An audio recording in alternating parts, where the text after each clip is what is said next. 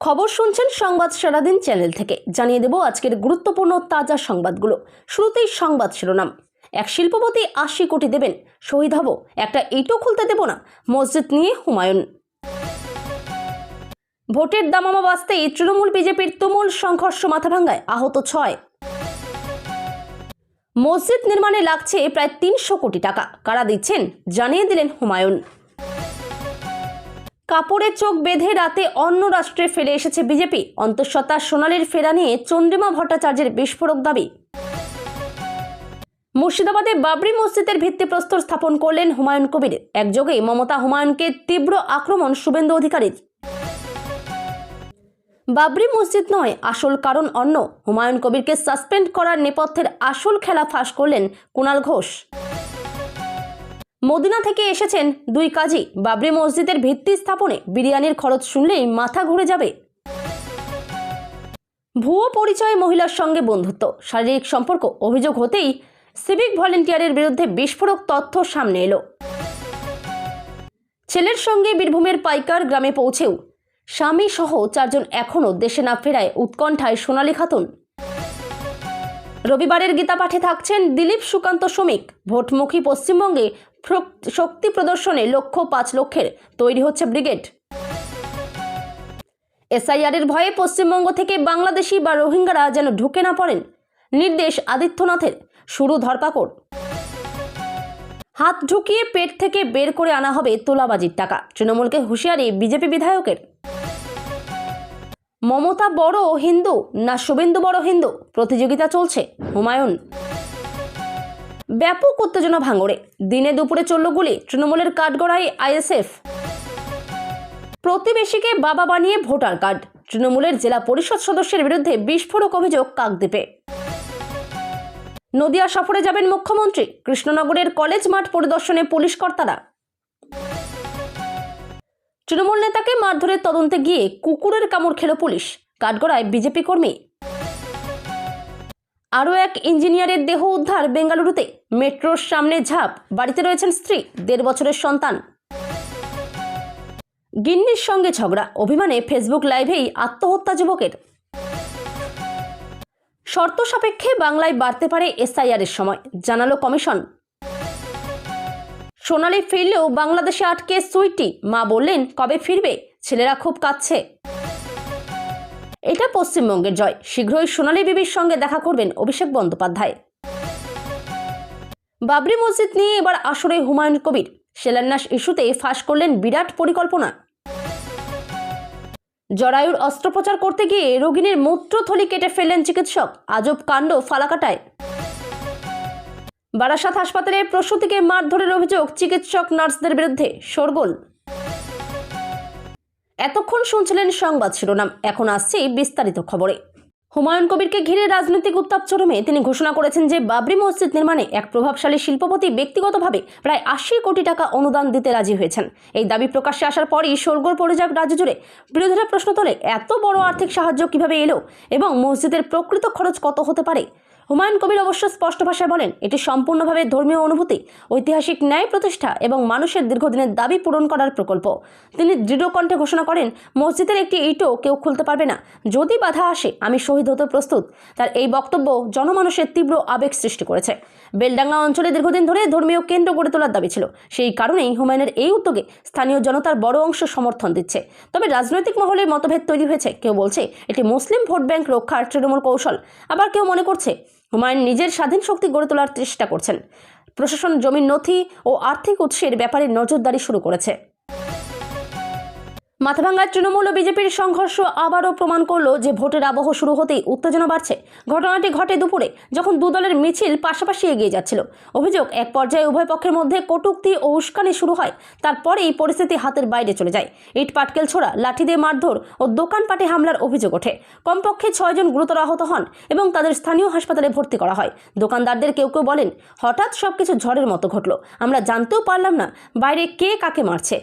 Police বিশাল বাহিনী নিয়ে এলাকায় পৌঁছে লাঠিচার্জ করে পরিস্থিতি নিয়ন্ত্রণে আনে। সিসিটিভি ফুটেজ সংগ্রহ করা হয়েছে। প্রশাসনের দাবি, উস্কানি কারা দিল তা খতিয়ে দেখা হবে। রাজনৈতিক বিশ্লেষকদের মতে, মাথাভাঙ্গা দীর্ঘদিন ধরেই দুপক্ষের সংঘর্ষে উত্তপ্ত এলাকা। ভোটের আগে প্রভাব বিস্তারের লড়াইয়ে এমন ঘটনা আরও ঘটতে পারে। স্থানীয়রা নিরাপত্তার দাবি তুলেছে। বাবরি মসজিদ নির্মাণে মোট ব্যয় হবে প্রায় 300 কোটি টাকা, এমনটাই জানিয়েছেন হুমায়ুন কবির। এই বিপুল অঙ্কে মানুষের মধ্যে নানা প্রশ্ন উঠেছে। অনেকে মনে করছেন এটি সাধারণ কোনো মসজিদ নয়, বরং একটি সাংস্কৃতিক ধর্মীয় কমপ্লেক্স হতে চলেছে। হুমায়ুন ব্যয়ের হিসাব ব্যাখ্যা করে বলেন, জমি মজবুত করতে বিশেষ কাজ, বৃহৎ প্রার্থনাগার, বিশাল গম্বুজ, লাইব্রেরি, মাদ্রাসা, রিসার্চ সেন্টার, দর্শনার্থীদের জন্য থাকার জায়গা, আধুনিক নিরাপত্তা ব্যবস্থা, আন্তর্জাতিক মানের স্থাপত্য নকশা। তিনি জানান, এই প্রকল্প কোনো রাজনৈতিক প্রকল্প নয়। বিভিন্ন শিল্পপতি, প্রবাসী ও স্থানীয় মানুষই তহবিল দিচ্ছেন। বিরোধীরা এটিকে বড়সড় দলীয় অর্থের খেলা বলে আখ্যা দিয়েছে। অনেকের সন্দেহ, 300 কোটির প্রকল্পে স্বচ্ছতা কতটা বজায় থাকবে। প্রশাসন অবশ্য জানাচ্ছে, তহবিলের উৎস আইনি মানদণ্ডে পরীক্ষা করা হবে। স্থানীয় মুসলিম সম্প্রদায় মনে করছে, দীর্ঘদিন ধরে উপেক্ষিত ধর্মীয় স্থাপত্য এখন নতুন রূপে ফিরবে। কিন্তু রাজনৈতিক পর্যবেক্ষকদের মতে, ভোটের আগে এই প্রকল্প রাজ্যের ধর্মীয় মেরুকরণ আরও তীব্র করবে। অন্তঃসত্ত্বা সোনালীর নিখোঁজ হওয়া রহস্য ঘনীভূত করে তুলেছে রাজ্যের রাজনীতিকে। তার বাড়ি বীরভূম জেলায়। কয়েকদিন আগে তিনি হঠাৎ নিখোঁজ হন এবং পরে খবর আসে তিনি বাংলাদেশে অবস্থান করছেন। কিভাবে তিনি সীমান্ত অতিক্রম করলেন তা নিয়ে নানা জল্পনা। রাজ্যের মন্ত্রী চন্দ্রিমা ভট্টাচার্য বিস্ফোরক অভিযোগ করে বলেন, সোনালীকে কাপড় দিয়ে চোখ বেঁধে রাতে অন্য রাষ্ট্রে রেখে এসেছে বিজেপির লোকজন। তার দাবি, এটি সম্পূর্ণ রাজনৈতিক ষড়যন্ত্র, যাতে রাজ্য সরকারের বিরুদ্ধে মানুষের মধ্যে অবিশ্বাস ছড়ানো যায়। সোনালী দেশে ফেরার পর জানান, তিনি খুব ভয় পেয়েছিলেন, কিন্তু তাকে শারীরিকভাবে নির্যাতন করা হয়নি। তিনি বলেন, আমাকে যেভাবে নিয়ে যাওয়া হয়েছিল সেটা স্বাভাবিক নয়। বিজেপি অভিযোগ অস্বীকার করে বলছে, এটি তৃণমূলের নাটক। অন্যদিকে তৃণমূল দাবি করছে, কেন্দ্রীয় সংস্থার নাম দেখিয়ে ভয় দেখানো হয়েছিল। ঘটনাটি সীমান্ত নিরাপত্তা ও মানব পাচার সংক্রান্ত নানা প্রশ্ন তুলে দিয়েছে। প্রশাসন পুরো বিষয়টির ফরেনসিক তদন্ত শুরু করেছে। মুর্শিদাবাদ জেলার বেলডাঙ্গায় বাবরি মসজিদের ভিত্তিপ্রস্তর স্থাপনের অনুষ্ঠান ব্যাপক সাড়া ফেলে। হাজার হাজার মানুষ উপস্থিত ছিলেন। হুমায়ুন কবির নিজে মাটির ভিত্তিতে ইট বসিয়ে অনুষ্ঠানের সূচনা করেন। উপস্থিত কয়েকজন ইসলামী পণ্ডিত ও স্থানীয় নেতারাও প্রার্থনায় অংশ নেন। এই ঘটনার পরই রাজনৈতিক মহলে বিস্ফোরণ ঘটে। শুভেন্দু অধিকারী তীব্র আক্রমণ করে বলেন, মমতা বন্দ্যোপাধ্যায় এবং হুমায়ুন কবির মিলিতভাবে রাজ্যের সাম্প্রদায়িক রাজনীতি জিইয়ে তুলেছেন। তার অভিযোগ, জমির মালিকানা পরিষ্কার নয়, তা সত্ত্বেও নির্মাণ শুরু হয়েছে। তৃণমূলের পক্ষ থেকে বলা হয়, বিরোধীরা মানুষের ধর্মীয় অনুভূতিকে অসম্মান করছে। স্থানীয় মানুষ বহুদিন ধরে এই মসজিদ চেয়েছে। প্রশাসন জানায়, জমির আইনি নথি যাচাই করে দেখা হচ্ছে। প্রয়োজনে আলাদা তদন্ত হবে। স্থানীয়দের মতে, শিলান্যাসের দিন পুলিশ ও র্যাফ মোতায়েন ছিল পরিস্থিতি নিয়ন্ত্রণে রাখতে। হুমায়ুন কবিরকে সাসপেন্ড করার পর তৃণমূলের ভেতরে যে অশান্তি তৈরি হয়েছে, তাতে নতুন মাত্রা যোগ করেছেন কুণাল ঘোষ।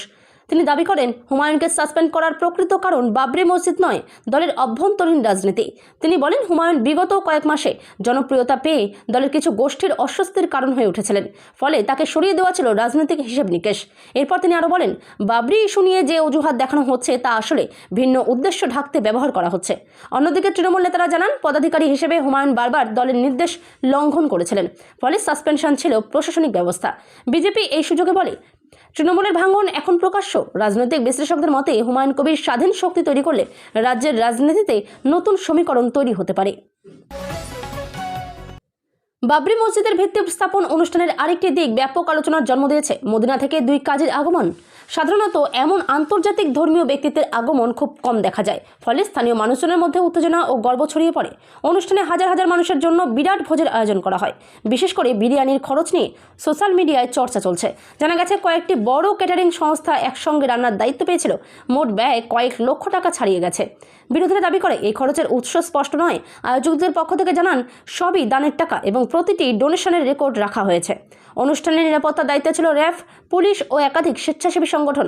পুরো এলাকা ড্রোন দিয়ে নজরদারি করা হয়। রাজনৈতিকভাবে উত্তেজনাপূর্ণ পরিস্থিতি সত্ত্বেও অনুষ্ঠান শান্তিপূর্ণভাবে সম্পন্ন হয়। পূর্ব বর্ধমানের চাঞ্চল্যকর ঘটনায় এক সিভিক ভলেন্টিয়ারের বিরুদ্ধে গুরুতর অভিযোগ ওঠে। তিনি ভুয়ো পরিচয়ে এক মহিলার সঙ্গে অনলাইনে বন্ধুত্ব করে তোলেন এবং পরে সম্পর্ক তৈরি করেন। এরপর মহিলা জানতে পারেন যে ওই যুবক বিবাহিত এবং নিজের পরিচয় গোপন করেই সম্পর্ক চালাচ্ছিলেন। মহিলা থানায় অভিযোগ দায়ের করলে পুলিশ তদন্তে নামে এবং অভিযুক্তের মোবাইল থেকে বিপুল তথ্য উদ্ধার করে, চ্যাট, ছবি, ভয়েস নোট ইত্যাদি। তাতে দেখা যায় তিনি একই ধরনের প্রতারণায় আগেও যুক্ত ছিলেন। তার বিরুদ্ধে বহুদিন ধরে অভিযোগ ছিল, কিন্তু কেউ প্রকাশ্যে আসেনি।